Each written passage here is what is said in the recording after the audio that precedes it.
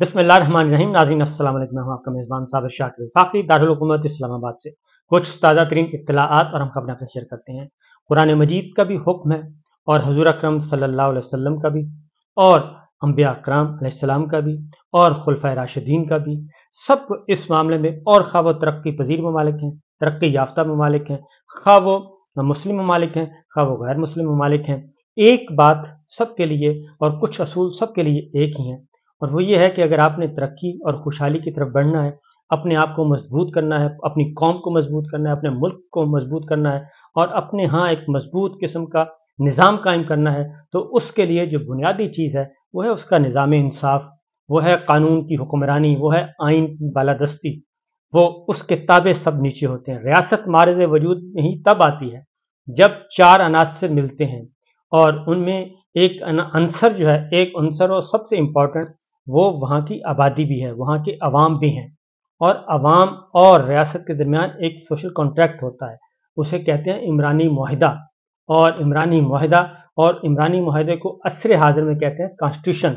आईने पाकिस्तान जो है वो सोशल कॉन्ट्रैक्ट है, वो रियासत और अवाम के दरमियान है कि अवाम को क्या मिलना है और अवाम उसके बदले में क्या देनी है, क्या चीज़ें देंगी, अवाम से क्या तवक्कुआत हैं और रियासत की क्या ड्यूटीज़ हैं, अवाम की क्या ड्यूटीज़ हैं, रियासत के क्या हुकूक हैं, अवाम के क्या हुकूक हैं। लेकिन इस वक्त जो चल रहा है वो है जिसकी लाठी उसकी भैंस, माइट इज़ राइट। उसमें गरीब आदमी का, आम शहरियों का कोई तसव्वुर ही नहीं है। गरीब आदमी छोड़ें, अब तो आम शहरियों का भी कोई तसव्वुर नहीं है। आइन में जो बुनियादी हकूक दिए हैं, हर तबके के बुनियादी हकूक हैं, वो पामाल हो चुके हैं, वो देने के लिए कोई तैयार नहीं है और आइन को हर रोज़ पामाल किया जा रहा है। और अवाम को मैसेज ये दिया जा रहा है कि पाकिस्तान में कोई निज़ाम नहीं है, पाकिस्तान में कोई आइन नहीं है, पाकिस्तान में कोई निज़ाम इंसाफ नहीं है और जिसकी लाठी उसकी भैंस है। जो ज़्यादा ताकतवर है वही उसको उसकी मर्जी का इंसाफ मिल जाएगा। बाकी जेलों में गले रहें, सड़ते रहें, कुछ भी कहें, उनका कोई पुरसाने हाल नहीं है। और दूसरा ये कि जो ताकतवरों के साथ मिलकर चलेगा तो उसको सब कुछ मिलेगा और जो ताकतवरों के साथ नहीं चलेगा उसको कुछ नहीं मिलेगा और उसके लिए ज़िंदगी अजाब बना दी जाएगी। तो ये इस वक्त पाकिस्तान में हो रहा है और ये सिर्फ हम नहीं कह रहे, बल्कि जितने भी इस वक्त इंसानी हकूक़ की तंजीमें हैं, आलमी इदारे हैं, NGOs हैं, वो सब के सब ये कह रहे हैं। और जो खामोश हैं वो भी ये समझते हैं और जो बोल रहे हैं उन्हें बोलने नहीं दिया जा रहा। ये सब कुछ हो रहा है। एक तरफ हम देखते हैं कि इस वक्त निज़ाम इंसाफ में निज़ाम मुंतज़िर रहता है कि मियाँ साहब आएँ और हम कोई ना कोई रिलीफ अपना हिस्सा डाल दें उसमें, कि हम भी इस कश्ती के सवार हो जाएं, ताकि कल को उनको इक़्तिदार मिले तो वो कह सकें कि जनाब हमारा खून भी शामिल है इस तज़ीन गुलिस्तां में जो ये दोबारा से आबाद किया जा रहा है और जो आबाद करना मकसूद है और जो आपको इक़्तिदार में लाना मकसूद है, तो इसमें हमारा भी है। हमने भी कोई रुकावट खड़ी नहीं की, हमने भी उसको थोड़ा सा आगे धक्का दे दिया था ताकि हमारा हिस्सा भी डल जाए। ये सब कुछ हो रहा है।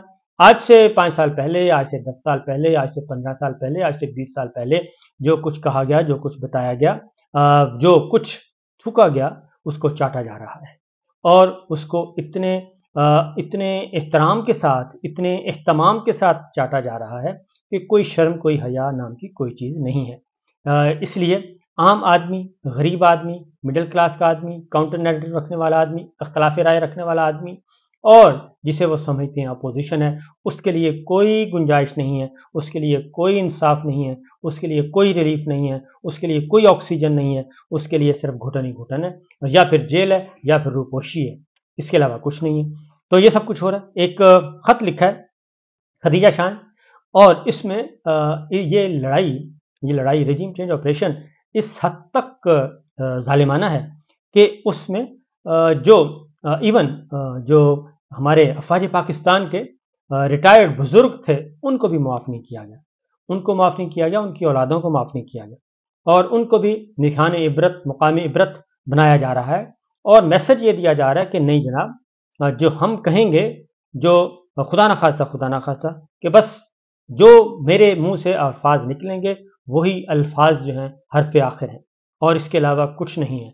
और जो इस पर इम्प्लीमेंट करेगा वो आगे बढ़ेगा और जो इम्प्लीमेंट नहीं करेगा वो फुल स्टॉप या फिर क्यू से निकाल दिया जाएगा।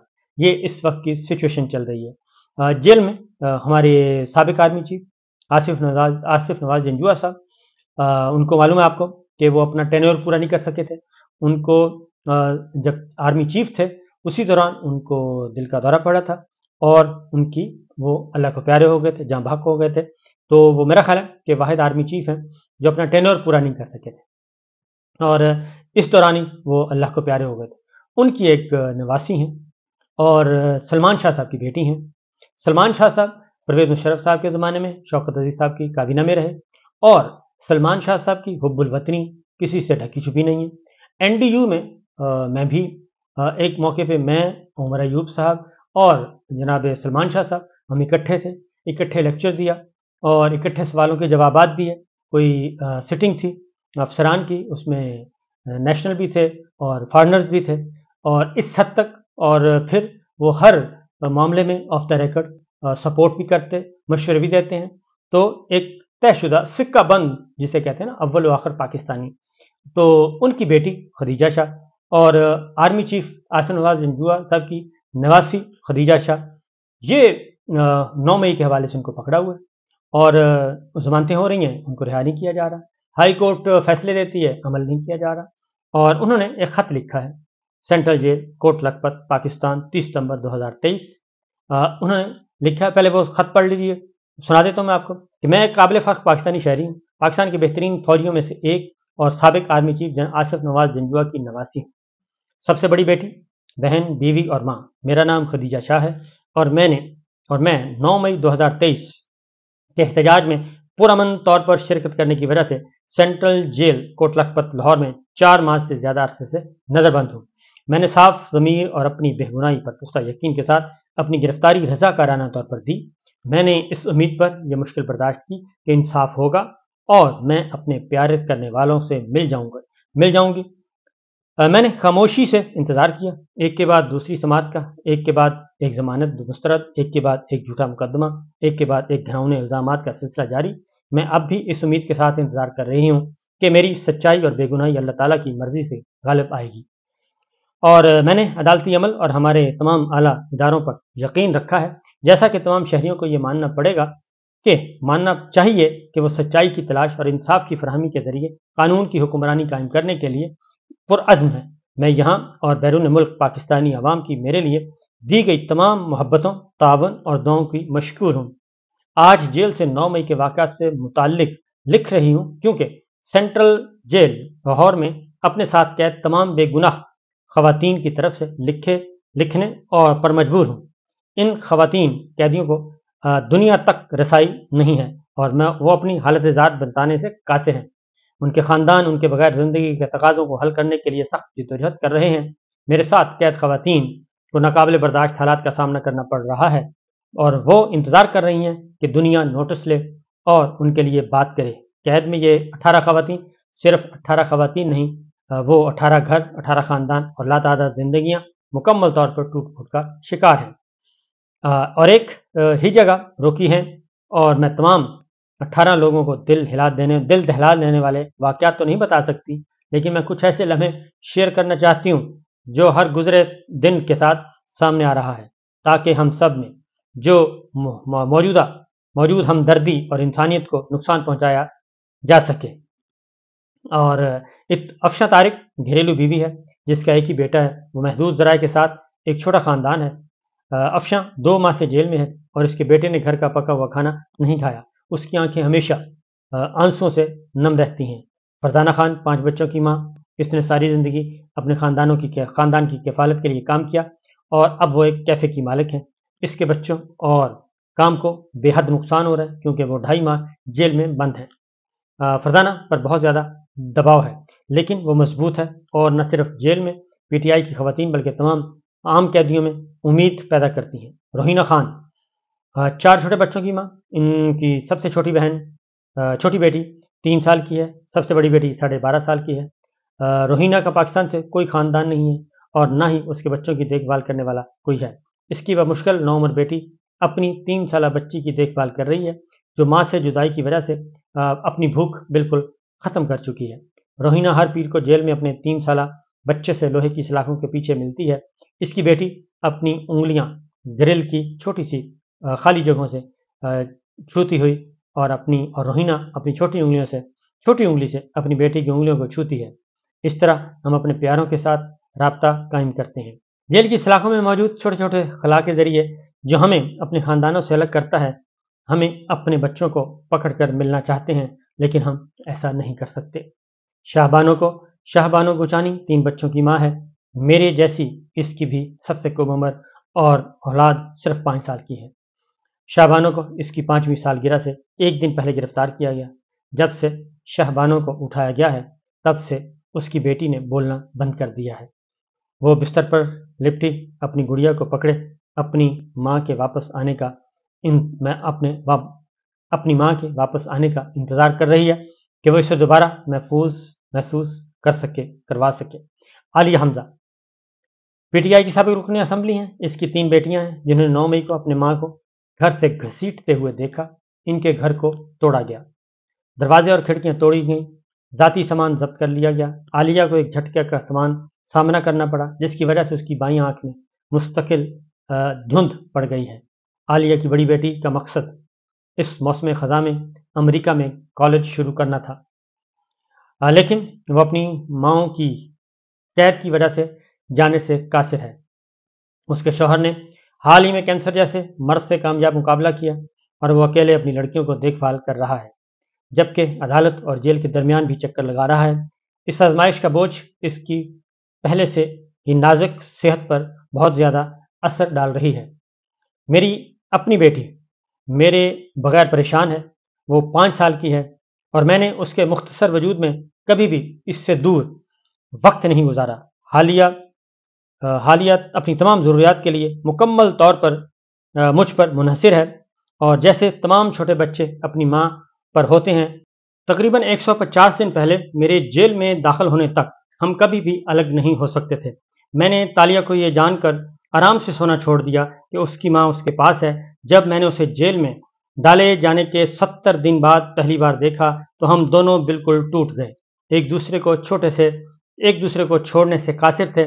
جب اس کے جانے کا وقت آیا تو وہ جانے سے انکار کرتے ہوئے مجھ سے لپٹ گئی۔ اس نے مجھ سے منت کی کہ اس سے اپنے ساتھ لے جاؤں۔ میں نے بطور والدین کبھی اتنا بے بس اور دل شکستہ محسوس نہیں کیا۔ اب وہ عدالت میں مجھ سے ملنے آتی ہے اور وہ ہر ہفتہ وار 2 بار ملنے والے مختصر 20 منٹ میں مجھ سے پوچھتی ہے کہ کیا آج آپ میرے ساتھ گھر جائیں گی؟ میں آنسو روکتے ہوئے اس سے کہتی ہوں آج نہیں ٹالی۔ میں وہ جاننا چاہتی تھی کہ کون سی گاڑی مجھے عدالت میں لے کر آتی ہے۔ آخرکار میں نے اسے جیل کی وین دکھا دی۔ تالیہ دیکھو یہ بہت اچھی بس ہے، یہ رولر کوسٹر ہے، بیٹھنے کی طرح ہے۔ وہ مسکراتی ہے جو میں چاہتی ہوں، لیکن وہ مجھ سے پوچھتی ہے کہ کیا میں بھی اس میں کچھ وقت آپ کے ساتھ سفر کر سکتی ہوں؟ مجھے تکلیف ہوتی ہے جب میں اسے بتاتی ہوں کہ صرف مجھے اس میں بیٹھنے کی اجازت ہے، لیکن میں نے مزید کہا کہ بہت جلد میں آپ کے ساتھ اپنی کار میں گھر جاؤں گی۔ تالیہ میرا انتظار کر رہی ہے۔ میرے 9 عمر بیٹے جنہیں اسکول میں ہونا چاہیے ATC میں دن بھر کھڑے رہتے ہیں تاکہ وہ میرے ساتھ وقت گزار سکیں۔ مجھے ان پر بہت فخر ہے۔ جس طاقت صبر کا وہ مظاہرہ کر رہے ہیں وہ ان کی عمر سے بھی زیادہ ہے۔ 9 مئی کے قیدیوں کی جدائی، درد اور مصائب کی داستانیں لاتعداد ہیں۔ قیدیوں میں سے ہر ایک نے اتنی بڑی سزا برداشت کی ہے جس کا تصور بھی نہیں کیا جا سکتا۔ بہت بھاری قیمت چکانی پڑ رہی۔ آپ پی ٹی کے آئی کے حامی ہیں یا نہیں؟ انسانیت کا حکم ہے کہ اس مقدمے کو انجام تک پہنچایا جائے۔ مارٹن لوتھر کنگ کے الفاظ کہ کہیں بھی کی گئی ناانصافی ہر جگہ انصاف کے لیے خطرہ ہے۔ ہم تقدیر کے ایک لباس میں بندھے ہوئے ناگزیر جال میں پھنس گئے ہیں۔ جو بھی چیز کسی کو متاثر کرتی ہے وہ بالواسطہ طور پر سب پر اثر انداز ہوتا ہے۔ کیا اب وقت نہیں آیا کہ ہم سب مشترکہ بھلائی کے لیے اکٹھے ہوں، پاکستان کے علاج کے لیے؟ چاہے ہم کسی سیاسی جماعت کے حامی ہوں یا کسی ادارے کے ارکان، ہم سب پاکستانی اور ایک قوم ہیں۔ پاکستان سے ہماری محبت ہمیں باندھ دیتی ہے اور اس محبت کی طاقت سے نفرتوں اور تفرقوں پر قابو پانا چاہیے۔ امن، ہم آہنگی اور ترقی کی خواہش کو انتقام پر فتح حاصل کرنی چاہیے۔ ہمیں ایک ہو کر آگے بڑھنا چاہیے اور تاریخ کے اس تاریک باب کو ختم کرنا چاہیے اس سے پہلے کہ یہ ہمارے مستقبل کی روشنی کو بجھائے۔ میں قرآن پاک کی ایک آیت پر ختم کروں گی۔ اے ایمان والو، اللہ کے حکم پر خوب قائم ہو جاؤ، انصاف کے ساتھ گواہی دیتے رہو، اور تم کو کسی قوم کی عداوت اس پر نہ ابھارے کہ انصاف نہ کرو۔ انصاف کرو، وہ پرہیزگاری سے زیادہ قریب ہے، اور اللہ سے ڈرو، بے شک اللہ کو تمہارے کاموں کی خبر ہے۔ سورہ مائدہ آیت 5-8۔ خدیجہ شاہ، یہ ہے جناب مختصر کہانی۔ آپ بھی ذرا اس کو بار بار سنیے، ہو سکتا ہے آپ کے دل میں کوئی اثر کر جائے، اور ہو سکتا ہے آپ کا دل جو کہ اس وقت پتھر ہو چکا ہے وہ موم ہو جائے اور حق بات سننے کے لیے تیار ہو۔ اجازت دیجیے، اللہ حافظ۔